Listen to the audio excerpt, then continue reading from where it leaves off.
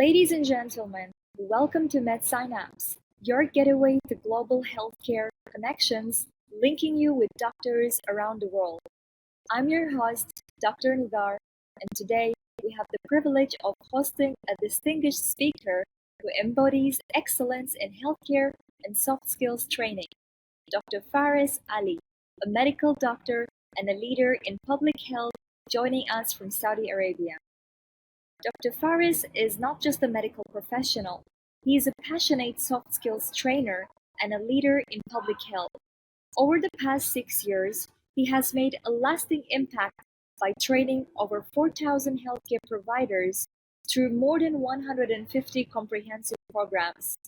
Driven by the philosophy that being a normal person is simple, but being a change maker is the challenge, Dr. Faris brings a unique perspective to our discussion on emotional intelligence in healthcare.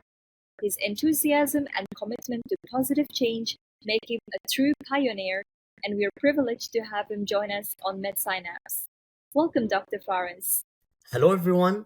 First of all, I want to start by expressing my sincere gratitude to Dr. Negar for inviting me to be a part of this insightful podcast. I am truly honored to have the opportunity to share my perspectives and experiences in soft skills among medical field, and I am looking forward to our discussion today. Also, many thanks to MedSynapse team for creating this platform for meaningful conversation in healthcare. Dr. Faris, I want to express our sincere gratitude for your presence with us here today. Thank you for your willingness to join us on this important topic, which impacts the healthcare professionals globally. Now, let's begin with our podcast. Dr. Faris, to begin with, how do you believe emotional intelligence contributes to effective patient-doctor communication in healthcare settings?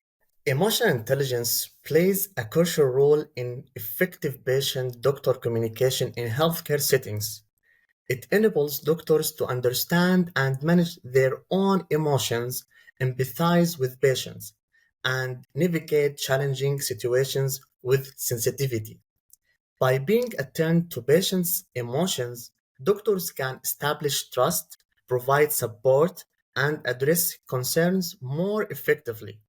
This, in turn, can lead to improved patient satisfaction, adherence to treatment plans, and overall health outcomes.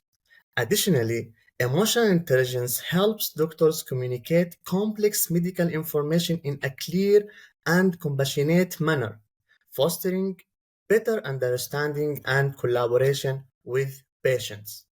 It's fascinating how emotional intelligence can truly enhance the patient-doctor dynamic, making it more supportive and empathetic. Now, moving on to our next question, Dr. Faris, could you share a specific example where your emotional intelligence positively influenced a challenging patient interaction?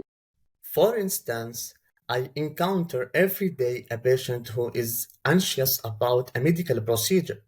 By actively listening to the patient's concerns, showing empathy, and providing clear, reassuring explanation, the healthcare professional can help the patient feel more at ease and build trust. This can lead to a more positive patient experience and better outcomes. Also, another example could involve a patient who is feeling frustrated or upset due to a long wait time or a misunderstanding about their treatment plan. In this situation, a healthcare professional with strong emotional intelligence might acknowledge the patient's feeling, apologize for any inconveniences, and take proactive steps to address the issue.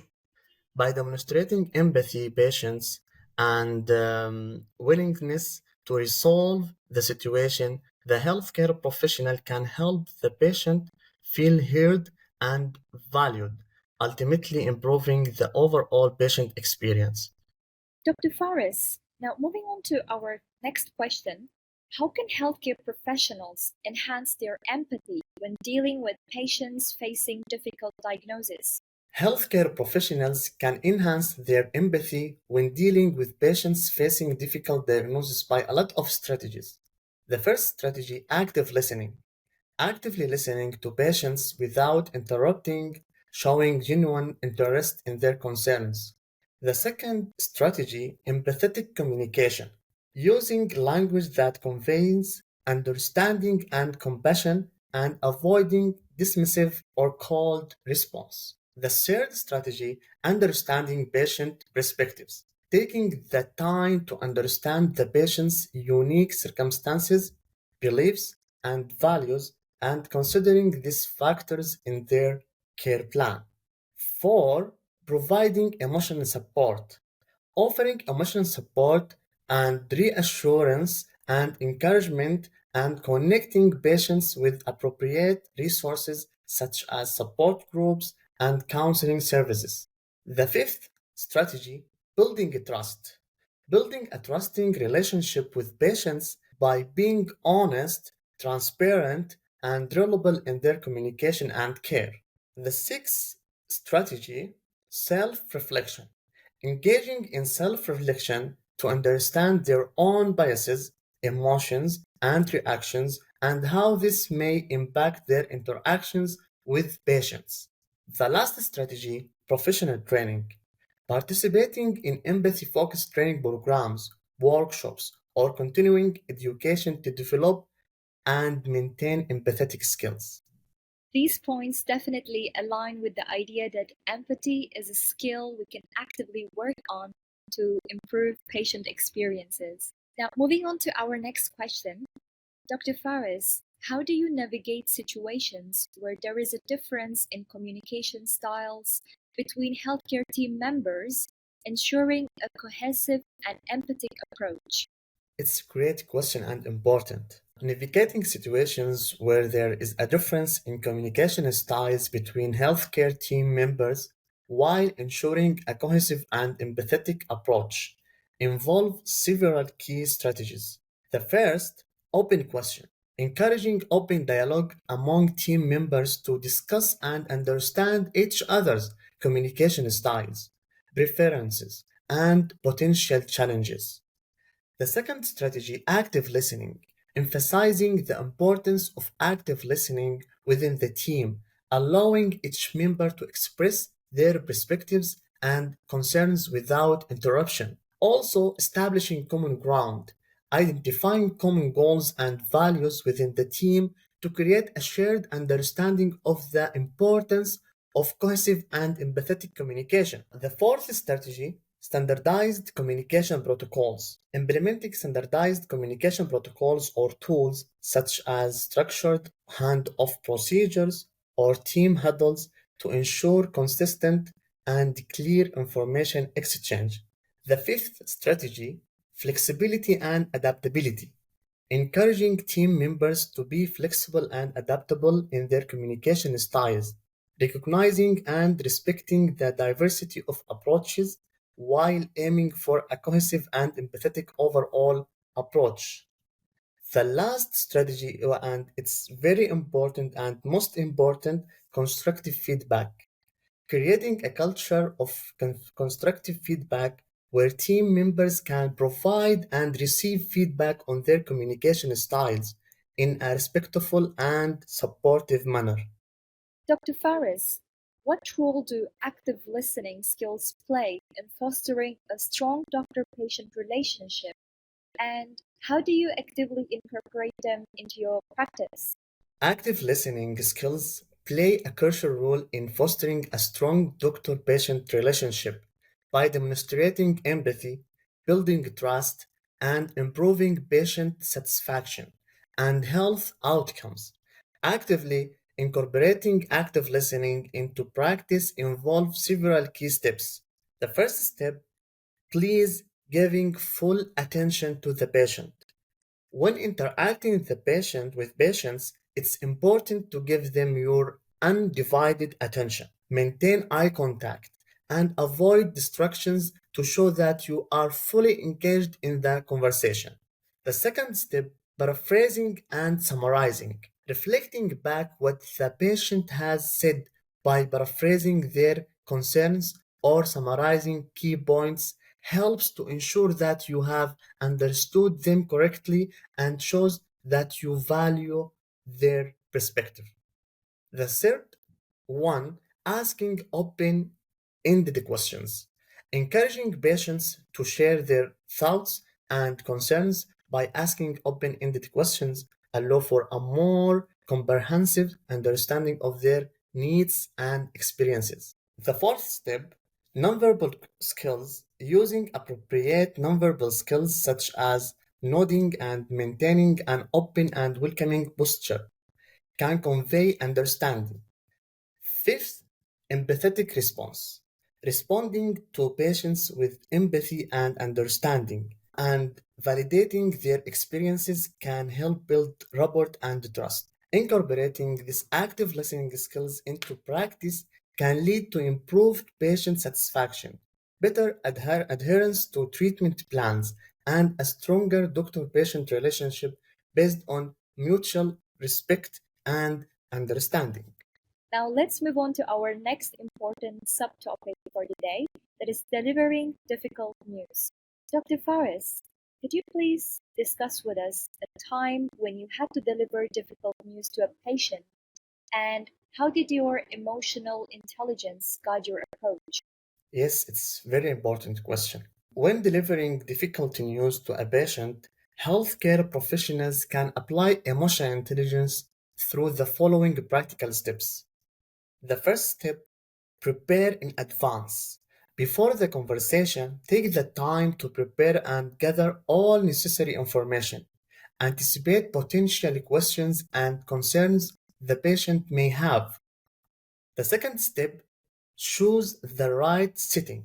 Select a private and comfortable setting where the patient feels at ease and can openly express their emotions.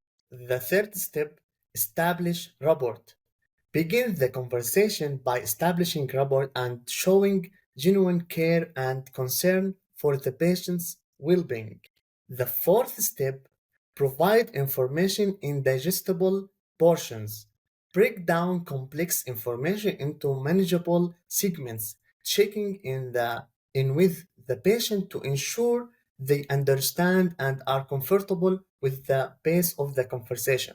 The fifth step, active listening.